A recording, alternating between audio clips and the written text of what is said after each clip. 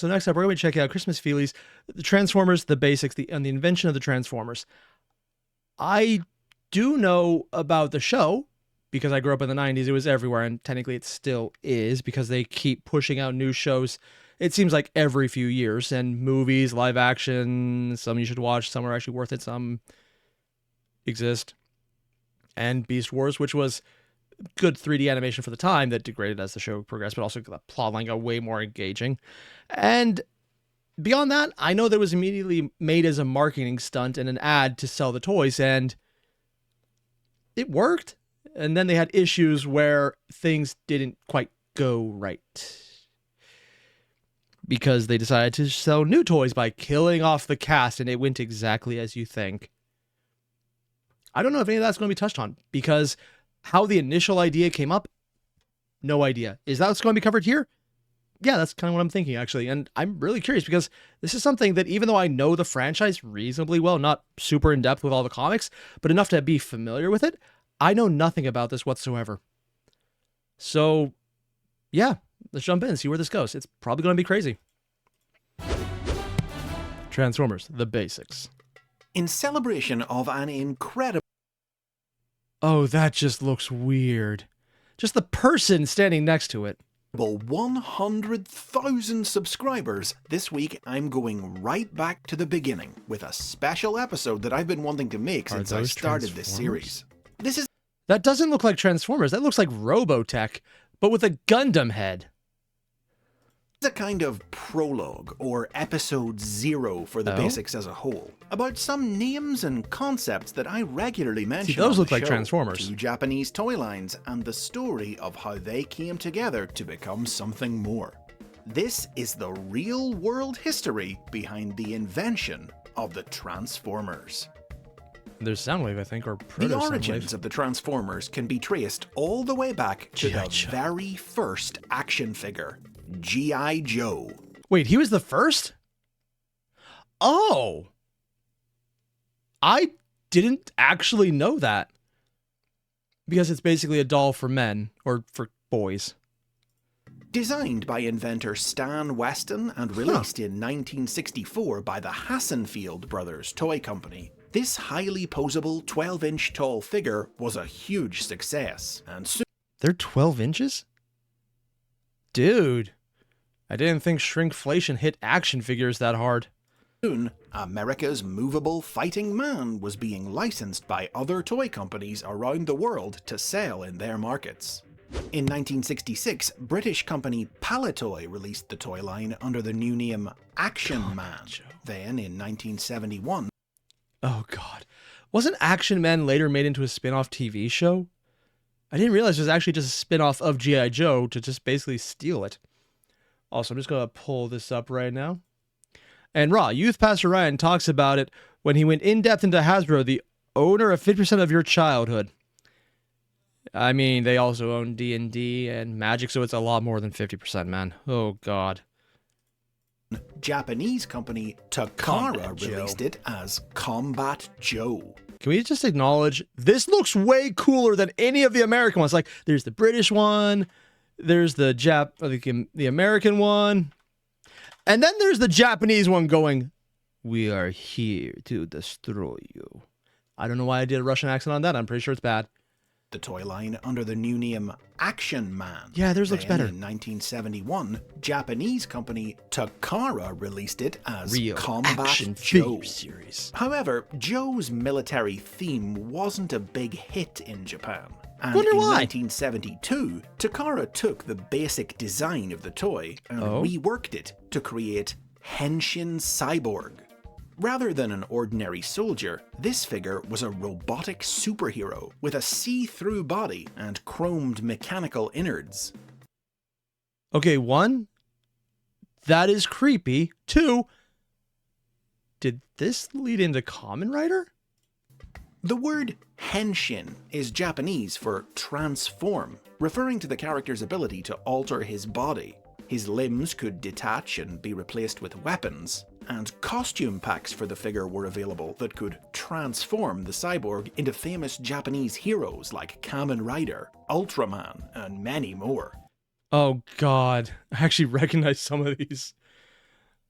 I keep wanting to say Megas XLR, and I know for a fact that's wrong, but I recognize this series specifically. So this is actually after Kamen Rider was up, so they had it designed to basically look like other action figures. Huh. It feels like exactly what they do now, except they were selling the base before you put everything on it. Takara wanted to produce vehicles and playsets for Henshin Cyborg, but the large size of the toys, coupled with the high cost of oil at the time thanks to the 1970s energy crisis, meant that it would be too expensive to do so. Consequently, they decided to shrink the toys, creating a new series of 3 3/4 inch tall figures, for whom an expanded range of vehicles, mecha, and bases could be affordably produced. Because if they were 12 inches tall, it was like a literal foot of action figure. Okay, that Mazinger's, yeah, that's the one pilot. Yep, thank you for that one, by the way. Launched in 1974, this new series, Microman, was marketed on the premise that the toys were actual size, 1-to-1 scale figures of tiny cybernetic aliens from the world of Micro-Earth.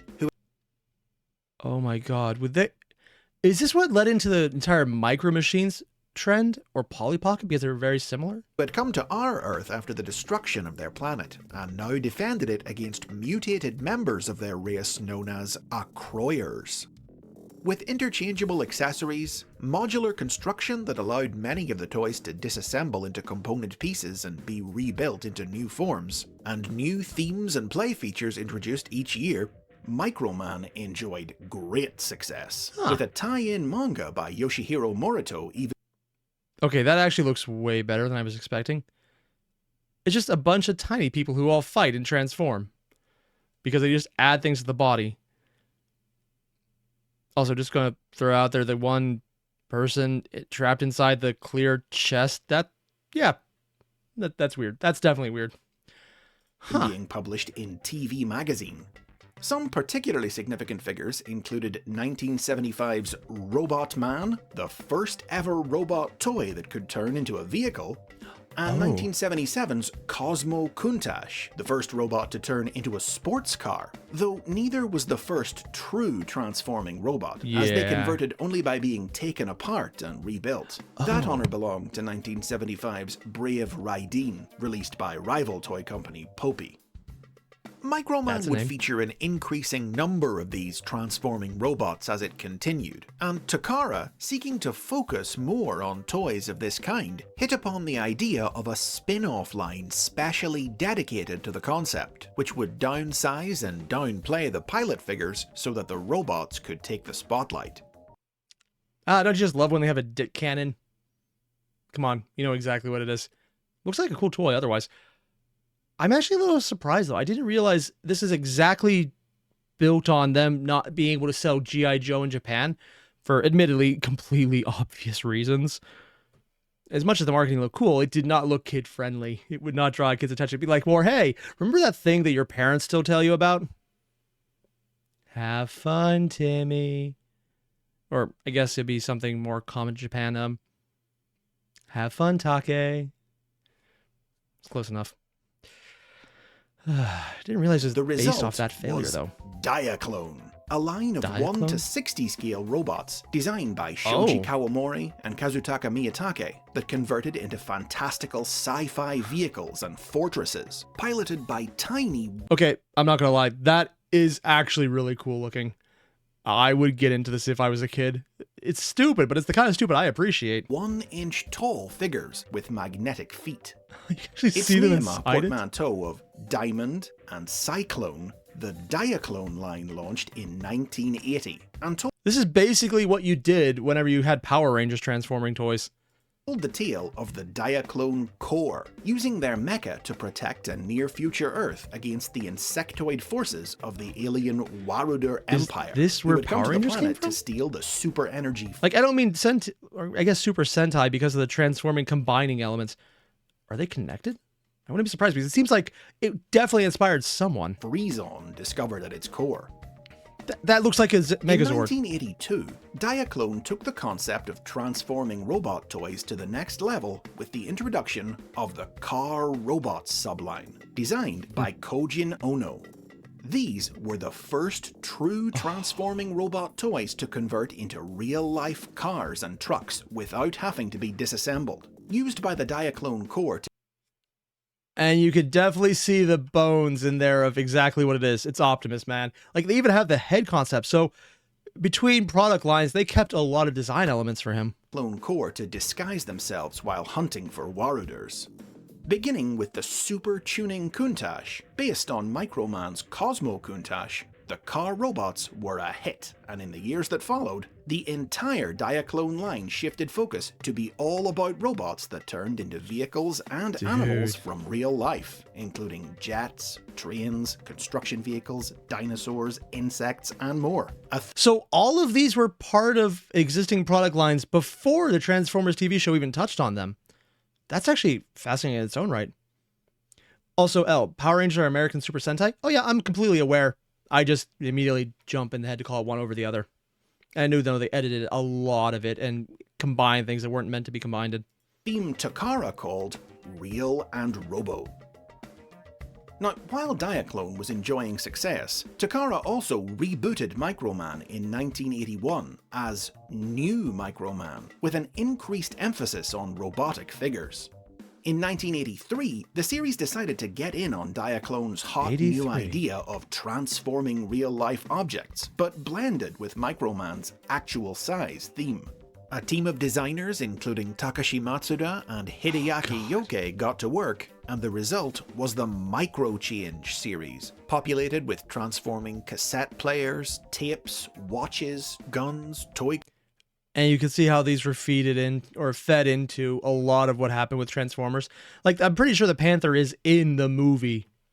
The first one, the good one. Cars and more, explained to have been created by a the gun Microman into a person scientist with a gun. Salam to combat the Acroyer's evil new admiral, Acro Devil.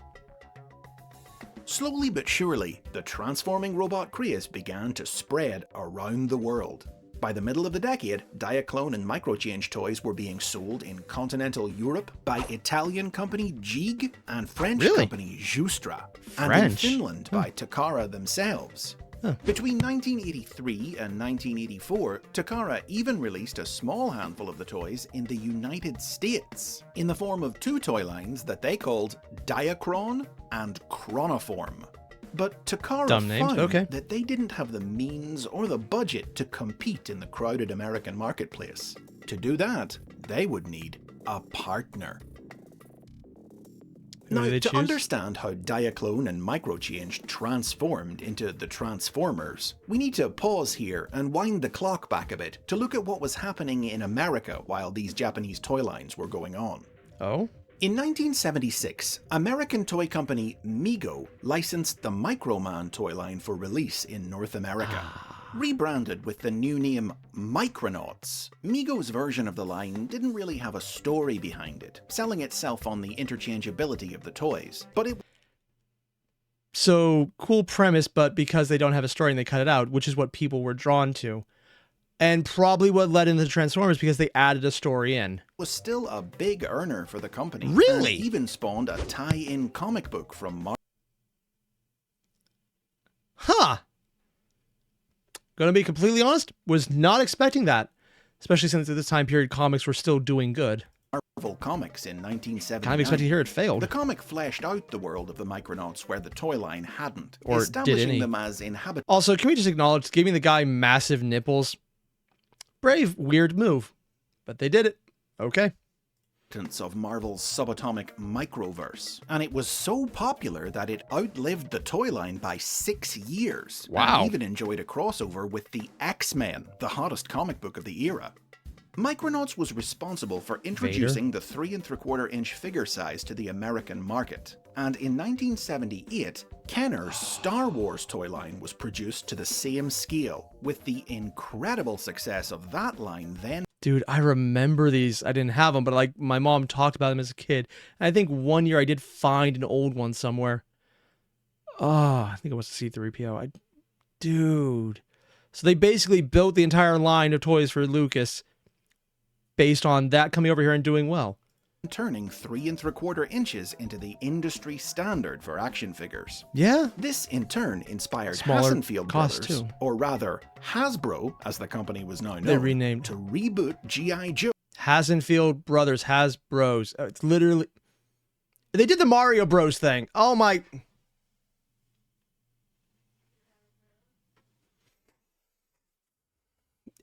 Yeah, okay. It's obvious in hindsight. In this new popular style for the 1980s. But a lot had changed about how toys were sold to kids since the original Joe's heyday.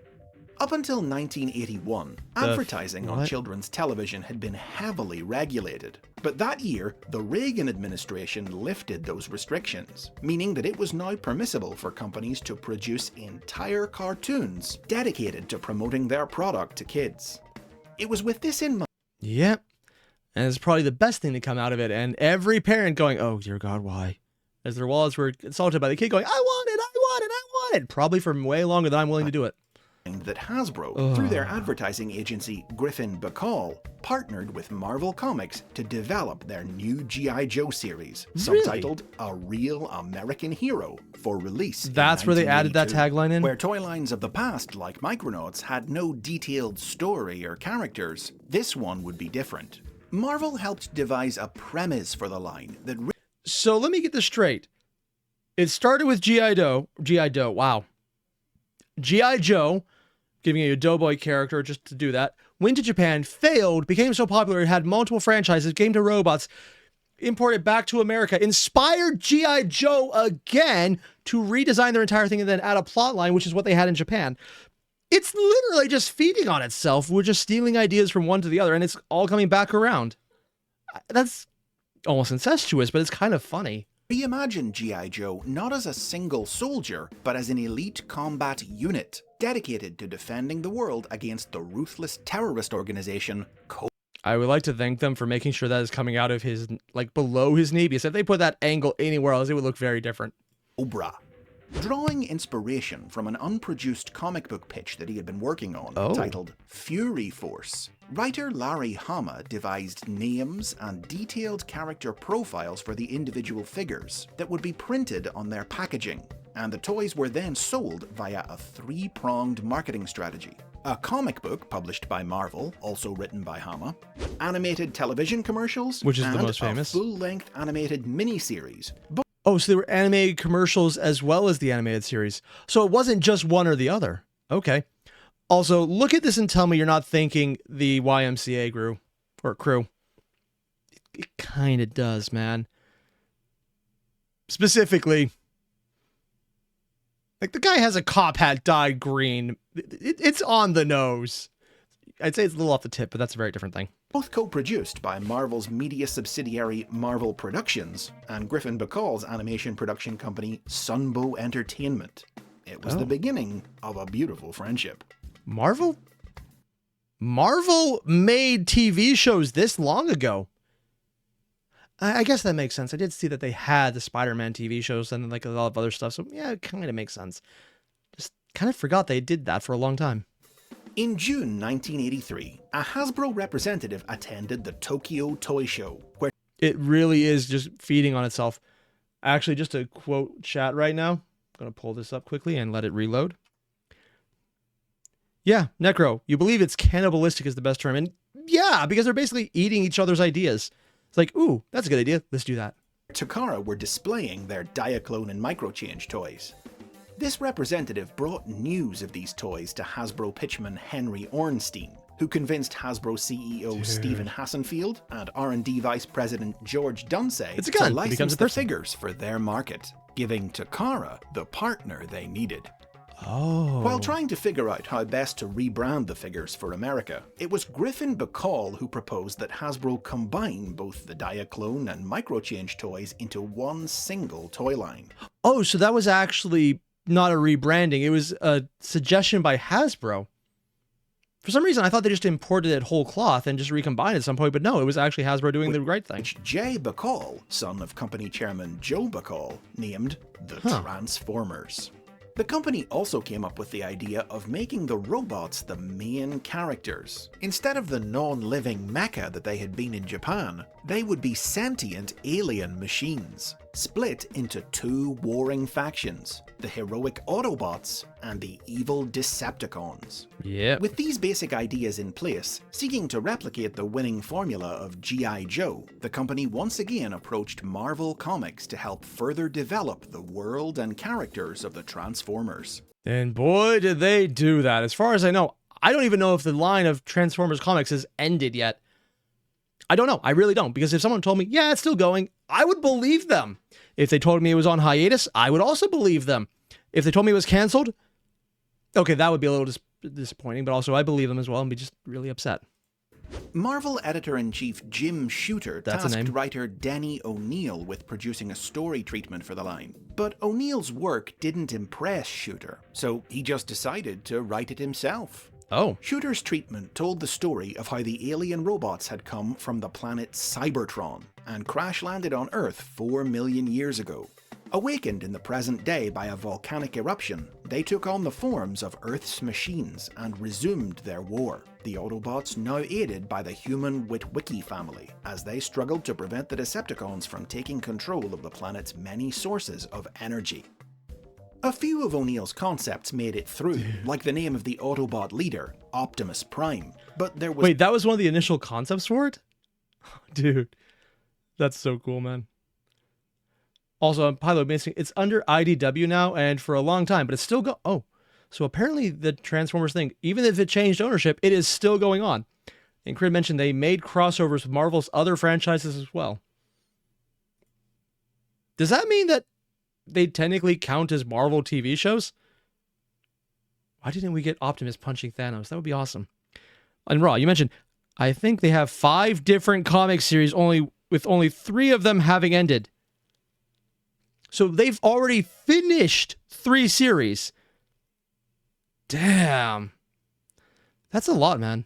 That's pretty awesome, though. Still much work to be done developing the rest of the cast, and after being turned down by several potential candidates, Shooter gave the job to editor Bob Budiansky. That is a name as well, wow. Weekend, Budiansky crafted profiles that gave all the remaining toys names, personalities, powers, and weaknesses. And soon, work began.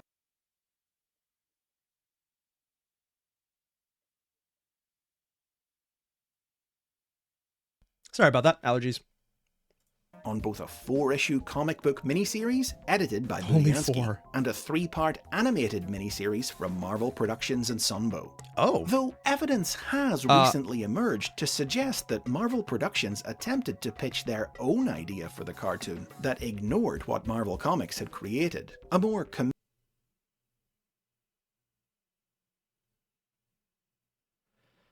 The more I look at this, the more I'm glad it never happened, and the more I'm absolutely certain some of those live-action movies were very aware of this.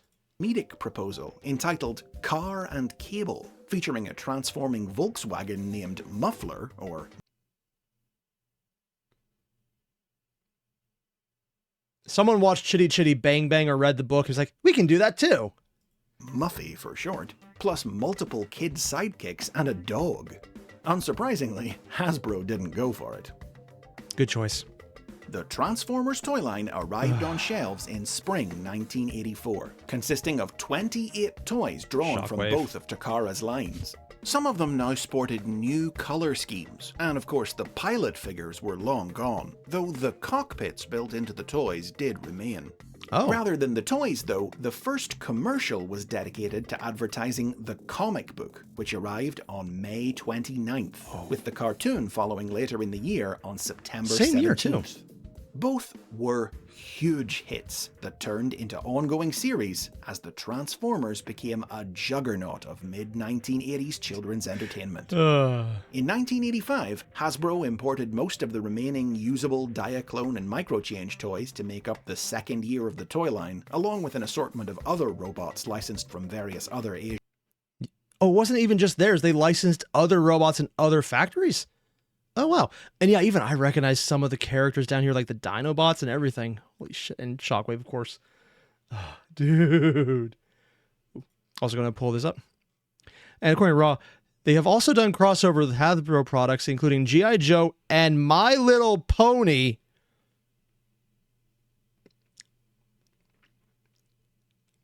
Okay, I didn't misread that. It still says MLP, and I'm assuming that does mean My Little Pony, where Shockwave tries to abstract the power of friendship as energy.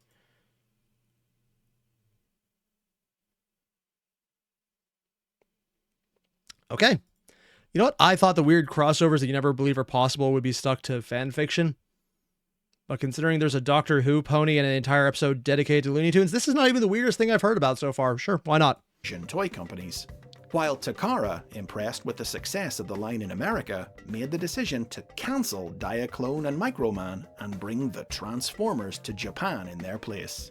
So they canceled their own production lines and imported the American import of the import. So this is not even... Ouroboros usually stops eating its own tail. This is like taking 8 extra steps and just like re-wrapping itself around. You have a tight knot where it's actually just eating itself after eating itself after eating itself after eating itself. And what the hell is going on right now? So let me get this straight. This was an American toy imported to Japan, failed, recontextualized multiple times into multiple robots in multiple companies, then brought over to America, relicensed, and did good, inspired the initial creation to do something else, to redesign it, to start a series to copy how other things had success, brought them over, and then started to recombine the initial series that they inspired into a single show, which they decided to kill the inspiration from the American show to replace with the recontextualized series to bring back to Japan. How is what I said going to make sense when I don't even understand what I said? Yeah, I'm pretty sure it is completely accurate. This is insane, and I have... If anyone goes into this business to actually write this down and understand what's going on, they're probably just going to have a heart attack or a stroke, and they wouldn't tell which one's worse because it's going to not make any sense at any point.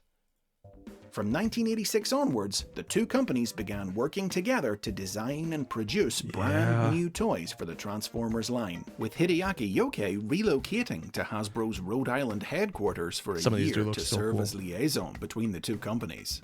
Oh, dude, I recognize that one. Okay, there's actually one over here. I'll take my face out. This one right here. The Autobot Air Guardian. One sec, I got something I need to pull up.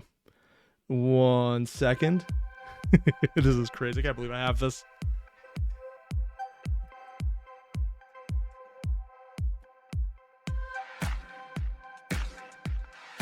Oh, man. I'll turn that back on. Dude, I actually have that thing. It's actually a very fun toy. A lot of individual details and parts. I was like, that looks cool, but it's probably a knockoff, but I don't care because it's fun. Ah, dude, I actually have that one. I didn't realize that was from the original re-release of it. Oh, wow. Does it even have that? Yeah, it has little feet that come down as well. Dude. Oh, sorry. I'm having a massive nerd moment right now. That is just hilarious. Bob Budiansky continued to invent names and profiles for the hundreds of new toys that would be introduced over the rest of the decade, and also took over the job of writing the comic with issue number 5, remaining on the title until 1989, while Yoke and Kojin Ono would work on the toy line at Takara until well into the 21st century. And the rest, as they say, is history. I mean, they hit on something good. But the saga of Diaclone and Microman doesn't quite end there. Oh? In the decades to come, Takara would periodically revisit the two series. Microman was revived in 1999, redesigned for the new millennium, with new toys centered around magnetic and light-up electronic gimmicks. The light-up I wouldn't care about, but the magnetic one actually sounds like you could get a lot of fun with that. Which, in a reversal of history, even included a few recolored Transformers figures. Though supported by an anime series, this revival would only last 2 years. But then, in 2003, the line was resurrected again, this time targeted at older collectors. Yeah, probably the right choice. I see Devilman, Batman, Godzilla, Street Fighter, Alien, of course, yeah. And ran until 2007, offering a mix of original characters and a variety of licensed properties, including even a figure of Transformers Energon's human protagonist, Kicker Jones. Who?